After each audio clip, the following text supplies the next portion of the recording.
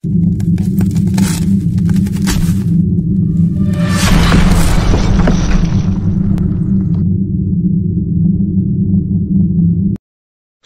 bilezik.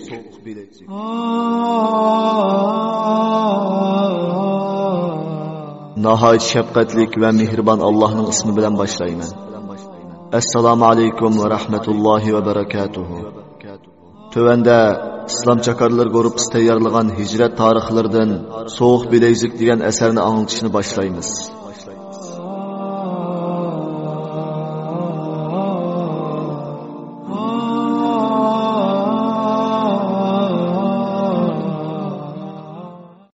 Soğuk bilezik.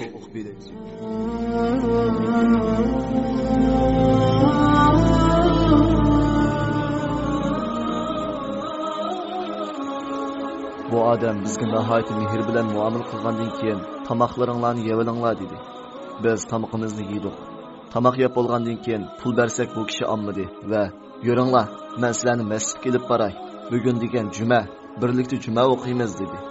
Biz bo'ludi deb bu odamning illiq muomalasi va ko'rinishiga ishondik.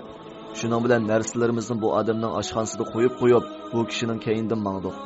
Sirtda bu odamning bekmi esil mashinasi bor ekan. Mashinaga o'ltirib biz masjidga keldik. Masjidga kelib juma namozi o'qidik. Qarmoqi bu masjidda bir necha xil millat bor edi.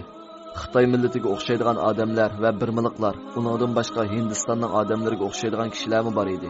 Biz namoz o'qib bo'lgandan keyin u odam bizni masjid imomi va masjid hayatlaridan bo'lgan bir necha katta ahli ilmlarning yiniga ilib bordi. U odam bizni ko'rsatib, "Bular muhojirlar" dedi. Ular bizga har xil tilda gap qilgandan keyin orasida sal xitoycha ray bo'lgan bir nechasiga men "Biz xitoycha bilamiz" deb gap qildim. Shuning bilan ularning orasidan biri xitoycha gap qildi. U masjid tungallarning masjidi ekan. Ko'p odam xitoycha biladi ekan. Biz bularga hamma ahvolimizni tushundirgandan keyin bular so'yinib ketdi va uningdan boshqa bizning qo'llarimizni tutib, quchoqlashgan holatda ko'rishib, "Muhojir, muhojir, mashaalloh" deyishdi. Bularning orasida birisi "Muhojirlarning duosi ijobat. Bular bizning qabr boshlarimizga berib, ota-onamizga duo qilib bersin. Bularni qabr beshiga oprayli" dedi. Ondan biz qabristonlikqa bordik. U bekmi cho'ng qabristonlik ekan. Bu qabristonlik hargizmi bizning vatanning qabristonligiga o'xshamaydi. Nihoyat oddiy. Qabri ustiga faqat to'pila do'lab qo'yilgan. Balkim bu haqiqiy sunnatga loyiq qabr bo'lsa kerak deb o'yladik. Biz duo qildik. Odamlar keynimizda turadi. O'zimizning kim ekanligini unutib qoldikmi? Biz bunchavala hurmatga loyiq insonlar emas edik. Qabrdan yongandan keyin heliqi oshxonaning egasi bir tungambalni ilib oldi. U bizga tarjimonlik qiladi. U bo'yi pakarroq, nihoyat xushchaqchaq bola edi. Ondan biz oshxonaga keldik. Oshxonaga kelib bu odam o'zining ansori ekanligini, musulmonlarga, mujohidlarga yordam beradiganligini va bizga qanday ehtiyojimiz bo'lsa, cho'qim butun kuchi bilan yordam beradiganligini aytdi. Biz nihoyat xush bo'ldik. Tushdan keyin bo'lganda, sizlarning yurtinglarda qanday tamoq yeysizlar dedi. Biz o'z oldimizga tamoqlarimiz bor dedik. Ular, sizlar bizga aytib beringlar, bizni yeb baqayli dedi. Bu nihoyat cho'ng bir hashamatli oshxona edi. Men "Bo'ludi" deb polo etdik. Biz vatanning polosini etgan edik. Uningga savzi qo'rdik. Ularning oshpazlarining hammasi bizga qarab turadi. Balki ular o'rganib olishni maqsad qilganmi yoki boshqa ishnimi bilmaydim. Osh pishgandan keyin oshxonadagi odamlarning hammasi bu polodan yeydi. Tamoqni yeb olgandan keyin asr namozi uchun masjidga bordik. U yerda namoz o'qigandan keyin shom bo'lguncha masjiddagi odamlar bilan paranglashib o'tirdik. Ular bizning gaplarimizni anglashni yaxshi ko'radi. Biz vatanning umumiy ahvoli va hozir musulmonlarning ahvoli degandek gaplarni qildik va aqidamizni so'zladik. O'zimizni tunishtirdik. Ularning aqidalarini, ular bilan bizning farqimizni, mujohidlar to'g'risida paranglashgan edik. Dal shu vaqtda heliqi oshxonaning xo'jayini inim deb bir odamni boshlab kirdi. Ya Allah, bu ajoyib chiroyli kishi edi. Beshida oppoq do'ppisi, zanqida uzun soqoli bor edi. Uning kiyib olgan kiyimi oppoq kiyim edi. Yana Pokistonlik odamlarga o'xshaydi. Chiroyi bek nurliq edi. Balkim bu odam 35 yoshlar atrofida edi. Bu odam bizni burundan tanishdigandek, xuddi yaqin qarindoshlardek quchoqlashib, mehr bilan ko'rishdi. Tarjimondan anglasak, bu Pokistonning Afg'oniston chegarasida jihad qildigan mujohid ekan. Bu mujohid bir kasalni davolash uchun qaytib kelganda, o'zining oilasini yo'qlash uchun kelgan ekan.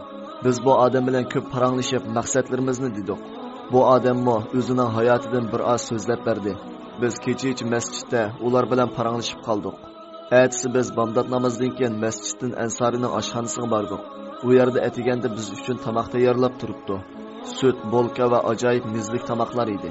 Biz tamoqlarni yegandan keyin oshxonaning bir yotiqi bor ekan. Bizni u yerda birdam aramayinglar, kecha paranglashib uxlayolmadinglar dedi.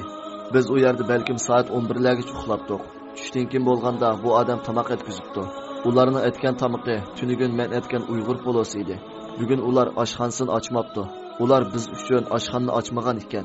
U cho'ng bir restoran edi. Balkim uning ichida 40-50 dek odam ishlaydi ekan. Biz tamoqni oshxonadagi hamma odamlar bilan birga o'ltirib yedik. Tamoq yeb bo'lgandan keyin bu odam bizning qo'llarimizdan tutib bu yerdagi odamlarni tanishtirdi. Ishlaydigan oshpaz ustamlarni, ularning hammasi musulmon ekanligini dedi. Alloh rozi bo'lsin. Biz hozircha bularning hudisidan chiqib bo'lmaymiz. Oldi bilan yo'limizni davomlashtirib boqayli.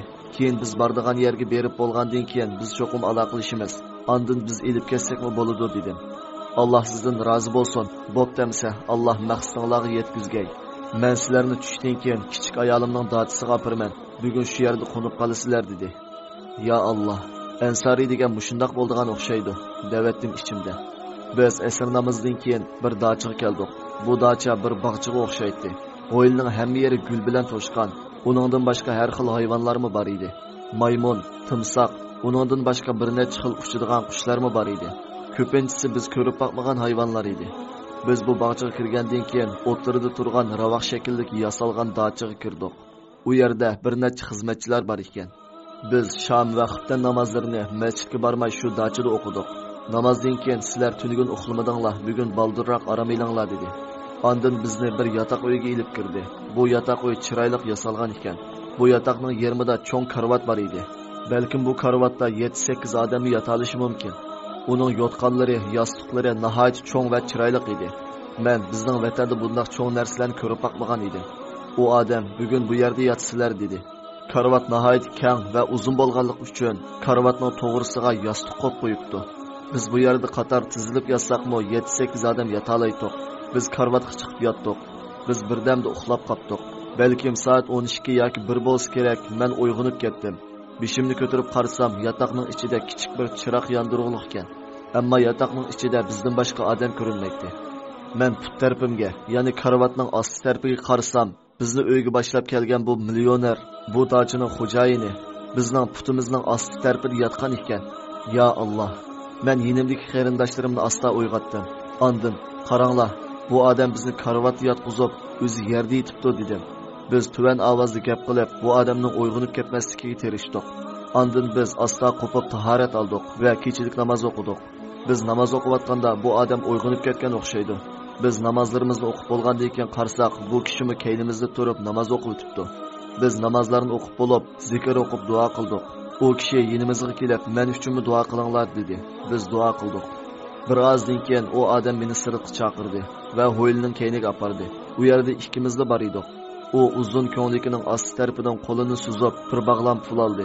Bu bir bog'lam pul balkim 100 ko'yliq puldan 10 bog'lam kelishi mumkin. Bu pul dollar hisoblaganda 3000 dollar ekan. Ya'ni bu ko'p pul edi. U kishi pulni menga tangladi.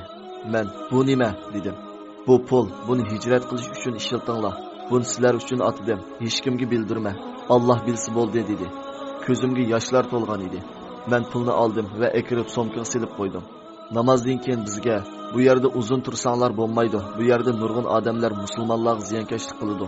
Shuning uchun bugun atiganda sizlar yo'lga chiqsizlar. Men yo'linglar uchun shofirni va kiroyinglarni va yeydigan tamoqlarni o'rinlashtirib qo'ydim" dedi. Biz bo'ludi deb bomdod namozidan keyin oshxonaga bordik. U yerda nashliqlar tayyor ekan. Nash qilib bo'lgandan keyin u kishi o'rinlashtirgan shofir bizni olg'il keldi. Bu shofir bizni Hindiston bilan Nepal oraliqidagi chegaraga ilib bormoqchi edi. Chunki u chegaradan biz bevosita Pokistonga o'tib ketalaydik.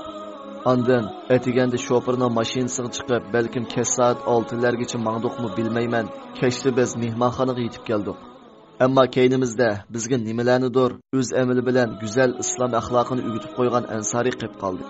Bu qitimliq anglitishimiz mush yerda oxirlashdi. Keyingi anglitishimizni ko'rishgacha sizlarni Janobi Allohga topshirdik. Assalomu alaykum va rahmatullohi va barakatuh. Nahya bihi fi izzatin tasmu bi